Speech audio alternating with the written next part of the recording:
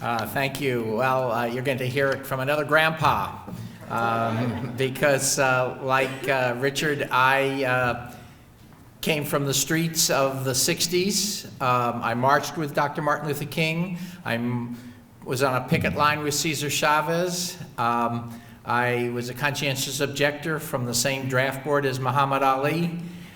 So a lot of themes today, and why he and I are so passionate is because what we experienced was an amazing thing. We said no to a system and we made change. We actually experienced the world changed as a result of what we did.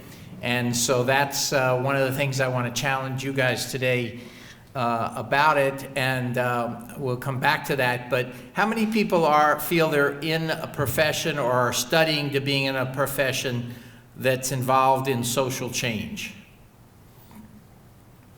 And that's great, and either teaching people about that or, and how many people have heard of mediation? We've heard about meditation today, but we're going to talk a bit about mediation. It's not the same at all, but I was trained by a mediator who meditates every day. So I'm in favor of meditation because it makes you a more effective person, but I sort of want to rail against the idea of tranquility. I want to reflect back on a couple of the workshop speakers we've had today. We saw a young man talk about us in that little planet from the distance, and then we saw a gentleman my age who talked about it up close, and it's not so pretty up close. And we can't be tranquil in the situation in today's world. And in fact, the greatest polluter on the face of the earth is the U.S. military. Not just the U.S. people, but the U.S. military in particular, and have done some devastating things to the planet right here at home on our army bases. But we know war in general and the production of military equipment is a huge developer of waste and evil, toxic things. And so Mediators Beyond Borders, that I'm part of, and I also am part of another local organization that I want to talk to you about both, called Sentinel Youth Services, which is in Los Angeles, and they do mediation in the inner city in Los Angeles. And they don't have my thing up there, but that's why that I talked about from Istanbul to South Los Angeles and back. And Mediators Beyond Borders are people who have become trained as mediators, and they resolve conflict. And the essence of mediation, and now they do this worldwide, and they work with project partners in different countries so that there's a fabulous movie on HBO right at the moment about a reporter, a photojournalist, Hetherington, who spent a lot of time in the Liberian War. And for example, Mediators Beyond Borders goes into Liberia and mediates young people who have gotten involved in that war back into their community. And the basic structure in a nutshell of mediation, and if you're thinking about becoming a mediator, it's fairly easy. Sentinel Youth Services has a 40-hour training, and I've seen people with no background whatsoever go in, get trained in 40 hours, and go from there into sessions with young people, and I'll describe that in a few minutes, where they are effectively able to resolve very intractable problems. And the reason they are is because the nature of the structure of mediation.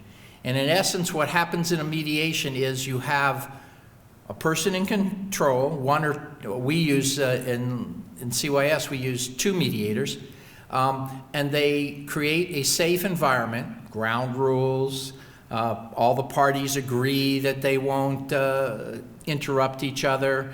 People are sitting down in a structured, safe place. And then in the case of CYS mediations, these are between a youth who's committed a crime and the victim of the crime, or between a parent and a teen, or who are in severe conflict, and the kid is dropping out of school, not getting any support at home, all these things that may happen in a middle-class family, and there's a therapist or a counselor, or parents get the youth involved in some activity. And in the more challenged communities, those may not be alternatives. So these are very life-changing mediations where people come into the mediation and haven't talked to each other for 6 months and go out smiling and hugging. In the case of victim and offender, what happens is the mediator says, okay, Brian, Johnny, whatever, Susie, tell us what happened that day you got arrested for breaking into a car or for stealing something. And they unpack the youth, and they get the youth to talk about what they were thinking and feeling, but then they turn to and use the voice of the victim to create an empathetic response in the youth, so that when the young person hears how the person felt when their car got broken into, or how they feel about their business being shoplifted, or how they feel about seeing graffiti on their street, or how they feel if they had been in a fight and been bullied. And through that expression of humanness on the part of the victim, the young person who's committed offense changes and is transformed. And we've done studies to show that they're 50% less likely to get involved in further criminal activity. And getting into the juvenile justice system is such a toxic experience that you're much more likely to continue to be involved, and you're much more likely to drop out of school. You're much more likely, the deeper you get in, much more likely to live in poverty. You're 7 times more likely to live in poverty if you've been incarcerated. You're 3 times more likely to commit suicide. So we have this very toxic, retributive system. I'm just wondering, today's events in Boston, how many people's first response was, let's get that person, whoever it is, and lock them up and kill them? And okay, good. This is a good honesty. And how many people's response was not, I think we have both of these responses, by the way, I'm not judging one or the other, is, well, why did that person do that? And what caused it? And what could they have been thinking? And, I think for the average person, it's really unfathomable. Somebody was trying to explain why the Newtown shooter did what they, those brain functions are happening totally different. But our response to it, one is a retributive system. Let's lock that person up. And the other is let's try to reach them early and change their way of thinking. I was presenting to a Rotary Club yesterday about this program, and there was a guy who every time was shocked at the thought that punishing the youth was a bad idea. He was just always thought that was the way to correct behavior, is to punish somebody. And the thing that's really brilliant about this victim-offender mediation is that it does hold the youth accountable, because once they've heard what the other person's felt, then the question is, well, how are you going to pay them back? How are you going to make restitution to the victim? And it may be money. The victim says, I want my window paid for. They want community service. They want a letter of apology. So it empowers the two parties, and that's what's key to mediation, whether it's a divorce mediation, a neighbor-to-neighbor mediation. It's to empower the two parties, and that's the essence of conflict resolution, that people can solve their own conflicts. And that's what Mediators Beyond Borders does. It goes around the world, works with a partner. We don't go into a country. We're working in Liberia, in Kenya, in Ecuador, Colombia, Israel, Palestine, Nepal. We don't go in and say, oh, here, we'll mediate your conflicts. We work with a conflict resolution partner in that country, and we will help them increase their capacity to be mediators. We'll bring trainers in, and we'll develop programs with them, partner to partner. And so we're having a mediation, and information about both becoming a mediator with Sentinel Youth Services is back there. There's a training starts in May. You need to live probably in LA County, although there is a similar one, I think, in Orange County. And there's also a thing about our conference in Istanbul, and that conference is going to have speakers and workshops from around the world coming there and talking about all kinds of in-the-field conflict resolution. Particularly, one of the focuses is gender and the women's role in the Arab Spring. So there'll be a lot of speakers and presenters talking about Libya, Egypt, I think one, maybe somebody from Syria, Israel, Palestine, and the role that women are playing in the conflict resolution efforts in those countries. There's some from Nigeria, from Sudan, and you know, one of the things about the people that have been arrested, I don't know, and shot, I mean, who are alleged to have done this thing today, is they were refugees from Chechnya, and Chechnya is a war-torn country, and so we see these wars producing blowback down through the years. You know, in the United States, 1 million people have been murdered with a gun since John Lennon was shot over those years. And those people, I bet a very high percentage, were either the child or themselves been through a war experience. Somebody mentioned PTSD for teachers, but Sentinel Youth Services works in schools in the central part of Los Angeles, in which 1/3 of the youth surveyed experience symptoms similar to that syndrome because of shootings in their community or at their school. I was in a workshop in a school, and I asked how many people knew, or I didn't, somebody asked how many people knew somebody who had been shot, not necessarily killed, but shot.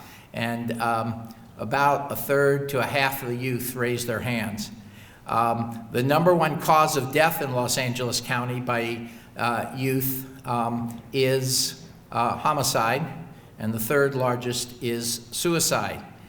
What conflict resolution does is it opens a doorway for a different approach. Peer mediation, how many people have been in a school that had peer mediation when they were growing up? A few back there. And this is where students, and our organization also works with, where students are trained to mediate disputes of their fellow classmates. Dramatically reduces the number of youth suspended from school. Being suspended from school increases your chances of dropping out. Dropping out from school vastly increases your chances of being in the juvenile justice system. Being in the juvenile justice system vastly increases your chance of dropping out of school, and all the consequences that follow from that. So, so these are opportunities for you to get involved in change. I spent a lot of my early years creating conflict, and a lot of my later years resolving it, or helping people learn to be resolving it. What happens in a mediation training is you learn the basic skills of how to listen, which is a very valuable thing for all of us. How to actively listen, how to tell the person that you're in conflict with, or that you're trying to facilitate the resolution of that conflict, that you are hearing them. And those basic skills of, you know, showing the body language that you're listening, but also asking them, you know, elaborating questions, asking them, reframing. You know, young girl says, well, my mother is a this and a that and a B and a D to D to do, and she won't listen to me, and she does, you know, and she wants me to do all these things. And then the mediator says, so if I understand your mom is being very difficult, she's not listening to you, she's not respecting you, she thinks you're immature and can't make your own decisions. Yeah. that young person from going into this really rage against her parent has been heard.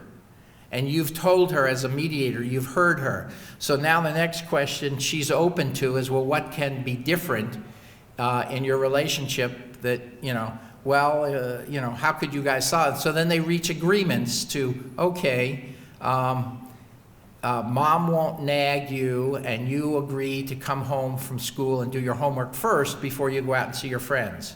I mean, they might craft that. And then we'll do a written agreement, and then that will, they'll take that home, and then the next week they'll come home and come back and work on some of the other problems, like the telephone, or the fact that the grandmother is doing voodoo against her 34-year-old boyfriend, and that the grandmother's not okay with this 17-year-old dating, and we get all of those things in the nature of life. And to me, the proof that mediation really, really works is, now I'm a mediator, okay? I had a dispute with a next-door neighbor. It was really complicated, but they were doing this religious ceremonies next to a house that I was renting out. And they were burning cigars and just making, impossible for this person, this tenant, and the tenant was moving out. And so I was trying to get the police to crack down on them, the district attorney, all these things. So they said, well, the city of LA has a mediation program. You have to go to them first. I said, okay. And now I should believe in mediation, but I thought there was no chance that that was going to work. I got to the mediation. These people, well, that's our right, and that's and that, and it's our religious freedom and everything, and I said, this is not going to work. And then the mediator was brand new. Maybe it was her second mediation, maybe it was her first. There was a supervisor sitting in the back of the room, so I knew that she was being, kind of watched. She'd been trained, but she was, I said, this is not going to work. And we reached an agreement, and that agreement is held for over a year. Because we both said what we needed, and we figured out a way that they could do their thing, and and it wouldn't impact. So that told me that it's the magic of mediation that is really a transformative process, and the skill and ability of the mediator, while important, is very much secondary. So this is an area that you can volunteer and be part of. And the thing that I wanted to say is that coming back to this question of whatever you choose to do, whether it's getting involved in recycling, whether it's trying to stop the next war, whether it's becoming a mediator and getting involved in conflict resolution, coming to Istanbul, it really is up to us. And having lived through that experience, that we, as difficult as it may be, we can change this world through group action. And there's to kind of conclude, there's a Jewish saying, since we've had all the other different religions represented here, I thought I would say something about that. It says, if I am not for myself, who am I? And we have to be for ourselves. So we have to do meditation so that we can be better people and be more effective and more calm in life and things like this.